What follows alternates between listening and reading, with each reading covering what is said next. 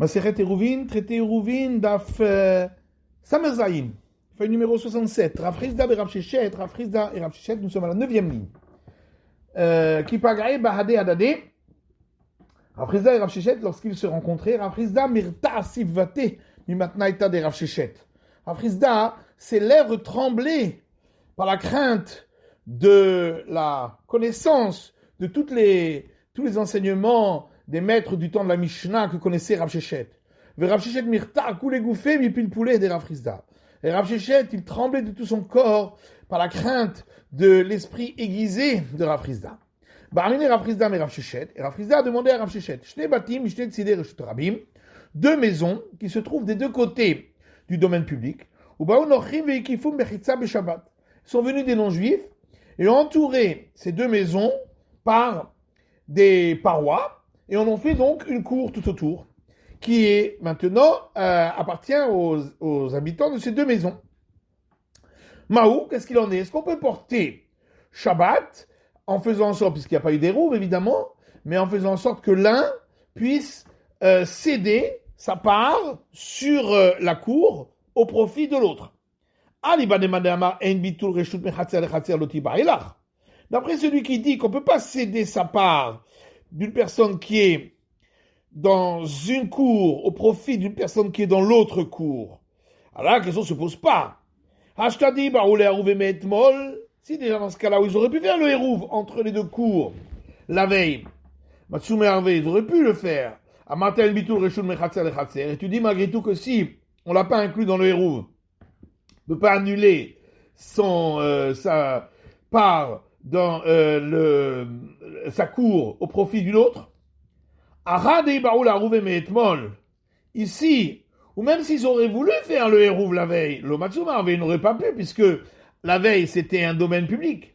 Le Kolcheken a plus forte raison qu'on leur permettra pas à l'un de céder sa part à l'autre, puisque de toute façon, ils ne s'interdisent pas l'un l'autre de porter au départ le vendredi, puisque de toute façon, c'était un domaine public entre les deux.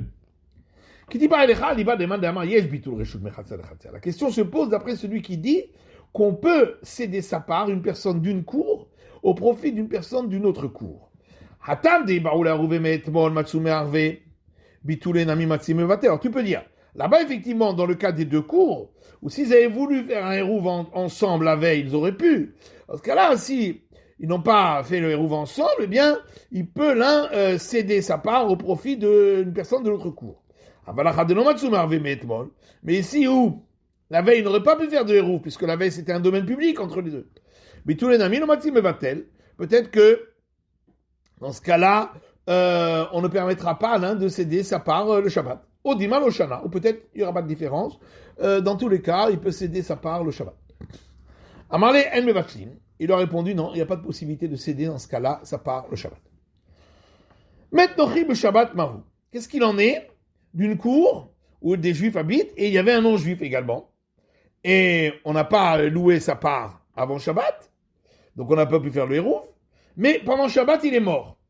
Est-ce que dans ce cas-là, on pourra à ce moment-là entre les Juifs que ils aillent tous céder leur part au profit de l'un pour qu'on puisse porter dans cette cour? D'après celui qui disait dans le cas où, à l'inverse, le non-Juif qui habite dans cette cour a débarqué pendant Shabbat. Et alors, il y avait un avis qui disait, on peut lui louer la part le Shabbat. L'otiba elcha, d'après lui, la question ne se pose pas. Ashta tarte avdina. Si déjà, dans ce cas-là, on lui loue sa part, mais après, il faut que les Juifs cèdent leur part à l'un d'entre eux, donc il faut faire deux choses, et on le permet, ici où il ne suffit que de faire une chose, c'est-à-dire que les Juifs cèdent la part à l'un d'entre eux, à plus forte raison qu'on permettra. Et la katipalecha, en sochin. Par contre, la question se pose d'après celui qui dit que lorsque le non-juif arrive le Shabbat, on ne permet pas de lui louer sa part. Tarté ou de la Hadinan. Peut-être que c'est parce qu'il y a deux choses à faire. D'abord, louer la part du non-juif, et ensuite que les juifs cèdent leur part à l'un d'entre eux. Ahada, mais ici où il suffit simplement de faire une chose, c'est-à-dire la cession des parts des uns au profit d'un seul d'entre eux, peut-être que ce sera possible. Odimal Oshana, ou peut-être que non, il n'y a pas de différence, ça aussi on ne permet pas. Amar, il lui a répondu, Ani Omer Mevatlin. Moi, je considère qu'on peut le faire. Hamnouna Amar Mevatlin. Mais Hamnouna, mon compagnon, lui dit qu'on ne peut pas céder sa part dans ce cas-là pendant Shabbat. Amar Abidam Shmuel, Abidam du nom Shmuel. Nochish Eshobeda Rabba Rabba, Patour Lebika. Un non-juif dont la résidence donne sur une cour, avec des juifs qui y habitent également, mais il a également une autre porte de sa maison, ou bien donc une porte ou une fenêtre qui font 4 fois la largeur du poing de côté, minimum, donc c'est considéré comme une ouverture, et qui ouvre directement sur la campagne de l'autre côté. Même si ce non-juif, il fait rentrer et sortir des chameaux et des charrettes toute la journée en passant par la ruelle et la cour, il n'interdit pas par sa présence le Hérouv aux gens de cette ruelle. Maïtama, pourquoi? Parce que la porte qui lui est spécifique, qui donne directement sur la campagne, donc sur un endroit encore plus vaste, il la préfère. Et donc il est considéré comme séparé des autres. On s'est posé la question, qu'est-ce qu'il en est si l'autre porte ne s'ouvre pas sur la campagne, mais sur un espace clôturé, un enclos. Rav Nachman Barami dit au nom de Ulpana, même dans le cas où c'est ouvert sur un enclos et donc pas sur un espace ouvert, malgré tout, on considère qu'il a une autre porte, donc il est séparé des autres. Et donc il n'interdit pas aux autres de pouvoir faire le héros. Rabba et Rav Yosef d'Amre Tarvayu, Rabba et Rav Yosef, eux disent tous les deux, Nochi Betzataim Oser, Yotem Betzataim en Oser. Pour le non-juif, si l'autre porte s'ouvre sur un enclos dont la surface fait au maximum de quoi ensemencer 2 CA de grains, donc c'est-à-dire 50 coudées sur 100 coudées de côté, à ce moment-là, il interdit aux autres de porter parce que c'est un endroit qui est trop étroit. C'est un endroit clôturé, c'est un espace qui est trop petit, et donc il préfère plutôt passer par la cour et la ruelle. Mais si c'est Yotem Betzataim, plus que cette surface, où on peut ensemencer 2 CA, et non serre, dans ce cas-là, il préfère cette porte et donc il n'interdit pas aux autres de porter dans la ruelle et la cour. Mais Israël, maintenant si c'est un juif qui n'a pas été inclus dans le Hérouv, et qui a une porte qui ouvre sur un enclos, là c'est le contraire. Betzataim et Noser. Si l'enclos fait au maximum cette surface de Betzataim où on peut ensemencer le volume de 2 CA, alors il n'interdit pas parce que lui, le juif, Shabbat, il ne va pas transporter des grandes choses, il transporte des petites choses. Donc ça lui suffit. Mais Yotem Betzataim Moser, si c'est plus que cette surface-là, eh bien, il interdit, lui, aux autres de pouvoir porter dans la cour et la ruelle parce que ça lui sert à rien le Shabbat, cette porte-là, puisque de toute façon, il ne peut pas porter dans un enclos qui est trop vaste, plus que Betzataim, donc de quoi ensemencer le volume de 2 CA de blé dans le cas où ça n'a pas été clôturé pour habitation, comme on l'a vu. Et donc, il préfère l'autre porte. Et donc, ainsi, il interdit aux autres. Ba'amine Rava Bar Chaklaim et Ravuna. Et lui aussi, Rava Bar Chaklaim a posé la même question à Ravuna, Patour les Karpef Maou. Qu'est-ce qu'il en est si la porte du non-juif, l'autre porte, s'ouvre sur un enclos? Amarle Are Amrou Betzataim Oser, Yotem Betzataim en Oser. Ils ont dit, voilà, on a déjà dit que si cet enclos, sa surface va jusqu'à celle nécessaire pour ensemencer le volume de 2 CA, alors c'est trop petit, donc il interdit aux autres de porter puisqu'il passe plutôt par l'autre côté, le côté de la ruelle et de la cour. Yotem Betzataim, mais si cet enclos est plus vaste que cette surface, dans ce cas-là, il préfère la porte qui donne sur cet enclos, donc il est séparé du reste. Et donc il n'interdit pas aux autres habitants de la cour et de la ruelle de porter. Amaroula, ou l'a dit Amar Rabbi Yochanan, non de Rabbi Yochanan. Karpef et Betzataim. Donc un enclos dont la surface fait plus que celle nécessaire pour ensemencer le volume de 2 CA. Chez l'eau Kafedira, qui n'a pas été clôturé pour habitation. Va filou kor, va filou koraim. Ou même si la surface est encore plus grande, c'est celle qui est nécessaire pour ensemencer un corps, le volume d'un corps, c'est beaucoup plus. Ou même de 2 corps. Azorek le taureau, celui qui lancerait du domaine public à cet enclos, bien que dans cet enclos, on n'a pas le droit de porter. Malgré tout, d'après la Torah, c'est considéré comme un domaine privé. C'est les sages qui ont interdit de porter dans cet enclos. Et donc, celui qui lancerait du domaine public à cet enclos, Chayav, doit apporter le sacrifice expiatoire de Torah. Maïtama mechitzaï. Pourquoi? Parce que la clôture de cet enclos est considérée comme une clôture pour le Shabbat, pour le considérer comme domaine privé. Et là, j'ai mon de diurim. Sauf que ça n'a pas été fait pour habitation, et c'est très vaste, donc les sages ont interdit de porter. Mais d'après la Torah, c'est un domaine privé.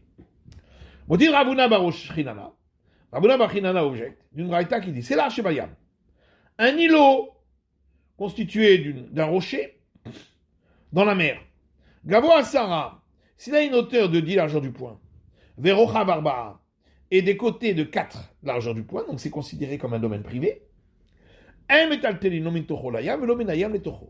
ne pourra pas porter ni de cet îlot à la mer, ni de la mer à cet îlot, parce que la mer est considérée comme carmélite, et de carmélite au domaine privé ou inversement, c'est interdit d'après les sages. Donc, interdiction rabbinique. Parole Mikan. Maintenant, si la hauteur de cet îlot est moins que 10 fois la largeur du poing, dans ce cas-là, il est considéré comme carmélite lui-même. Et donc, Metaltim, on a le droit de porter de la mer à cet îlot et de l'îlot à la mer, puisque les deux sont carmélites. Ad Kama. Et jusqu'à quelle surface, l'îlot? Ad Betzatay. Jusqu'à la surface nécessaire pour ensemencer de CA. Ahaya. Alors, ce dernier enseignement, il a dit uniquement jusqu'à une surface nécessaire pour ensemencer de CA. Il s'applique à quel cas? Il est Maasefa. S'il s'applique au cas, donc de la fin de cette braïta, où l'îlot a une hauteur moindre que celle de 10 largeur du poing, et qu'il est carmélite. Betzatay Tfelo. Alors, l'interdiction serait uniquement si il a une surface jusqu'à la surface pour ensemencer 2 CA, mais pas plus.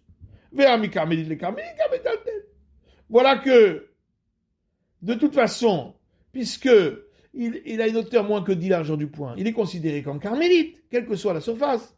Et donc, quand on porte de la mer à l'îlot, de l'îlot à la mer, c'est de carmélite à carmélite, c'est permis. Si on déplace moins que 4 coudées, bien sûr. Mais aller passer de l'un à l'autre sans déplacer de 4 coudées, c'est permis. Et la lavarecha. Donc forcément, ça revient ça s'applique à l'enseignement du début de la braïta.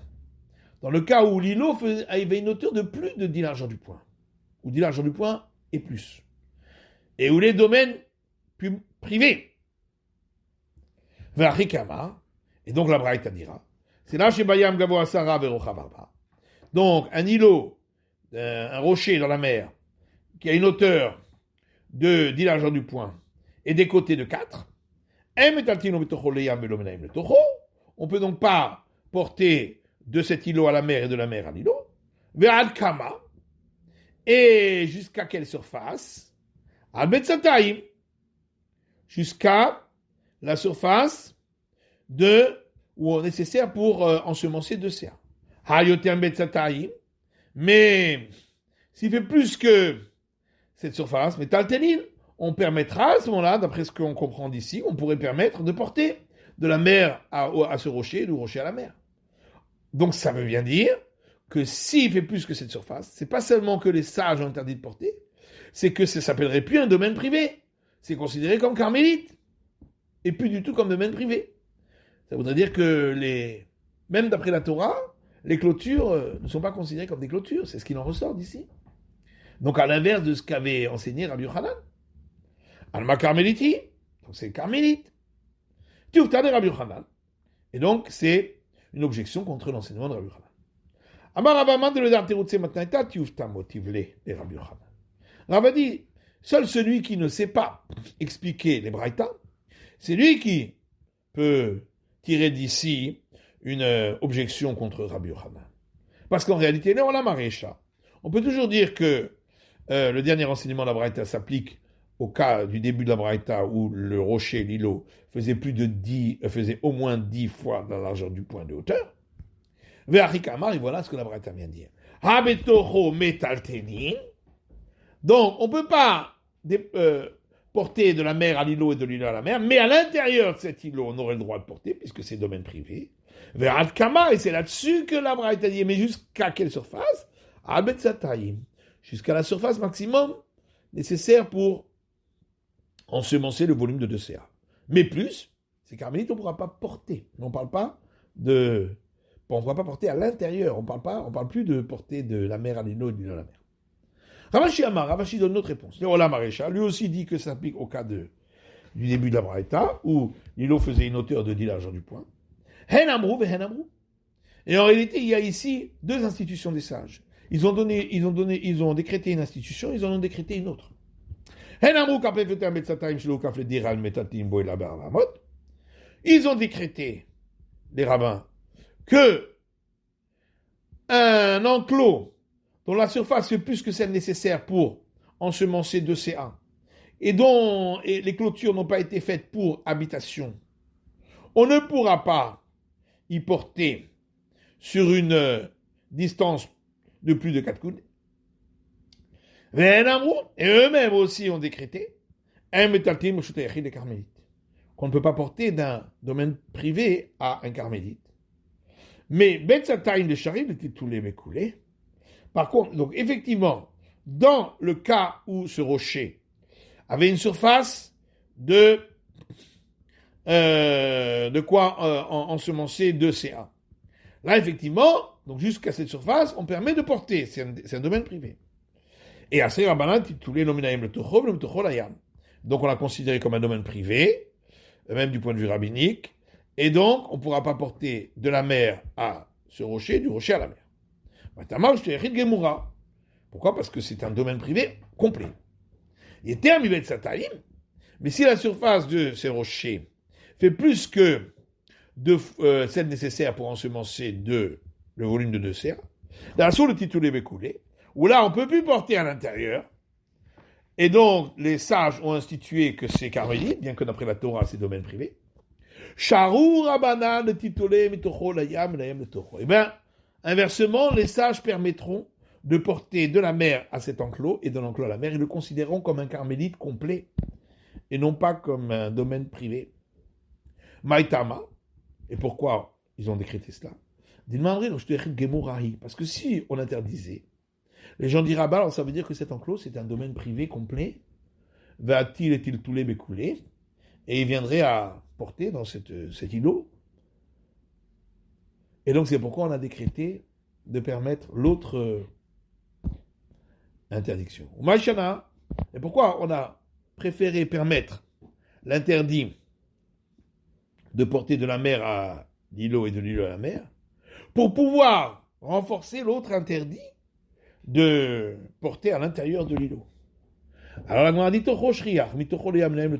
parce que porter à l'intérieur de l'îlot, ça c'est courant, pour ça que les sages ont interdit. Mais porter de la mer à l'îlot et de l'îlot à la mer, ça c'est beaucoup moins courant. Et donc c'est pourquoi ils ont préféré enlever l'interdit pour préserver l'autre interdit. Alors il y avait un nourrisson à qui on devait faire la mila, la circoncision de Shabbat. Et pour faire la circoncision, on temps talmudique, il fallait absolument le laver dans l'eau chaude, le jour même. Sinon, c'était dangereux pour lui. Et on avait préparé de l'eau chaude, et l'eau chaude, ça s'est renversé Shabbat, il n'y a plus d'eau chaude. Et donc, on ne peut plus faire la mila. Amano Rabban a été les chamimé migo betaï. Alors Rabba dit, on peut amener l'eau chaude de chez moi à la maison. À cette maison, on va faire la circoncision. Amalabaye veut alors Arvina. Il dit oui, mais on n'a pas fait des roufs, donc on ne peut pas porter. Amalé dit c'est pas un chitouf. Il a dit oui, mais on a fait le chitouf, c'est-à-dire on a fait le hérouf pour la ruelle entière. On n'a pas fait le hérouf pour la cour, mais on a fait pour la ruelle entière. Et donc si on a fait pour la ruelle entière, les cours sont inclus dedans. Et donc on peut porter dans les cours. Amalé Alochat Final dit mais non, on n'a même pas fait le hérouf pour la ruelle, du tout. Donc on a fait ni l'un ni l'autre. Alors il a dit Nimroulé Nochi, les télés. on va dire à un non-juif d'apporter l'eau chaude de chez moi à la maison où a lieu la circoncision. Amaraï Baïlo Touvé les Mar. Abaye a dit, je voulais objecter au maître Rabat qui a permis cela, et voilà Shavkan Rav Yosef, mais Rav Yosef ne m'a pas laissé. Damar Rav Yosef Amar Rav Kahana, parce que Rav Yosef a dit au nom de Rav Kahana, qui a Vinan be Rav Yuda, lorsque nous étions chez Rav Yuda, Avé Amarlan nous a dit, Midoraïta, lorsqu'il s'agit d'autoriser un cas qui serait problématique peut-être d'après la Torah, Motvinan Tufta, on a le droit d'objecter et d'empêcher par la question qu'on va poser. Vadar Abdinan, et après qu'on aurait résolu, on pourra permettre de faire l'acte. Maasé, donc l'acte. Midrabanan, mais quand il s'agit d'un problème d'ordre rabbinique, comme ici où il s'agit d'un problème de Hérouf, Abdinan Maasé, d'abord on fera l'acte, Vadar Motvinan, après on pose la question que Tufta a posée. Libetar Achi, Amarle, my bait l'autre. Après cela, Yosef lui a dit, quelle était la question que tu voulais poser? Les Mar Araba. Amarle de Tanya, il lui a dit parce qu'il y a une braïta qui dit, Aza Ashvut va miral nocheshvut.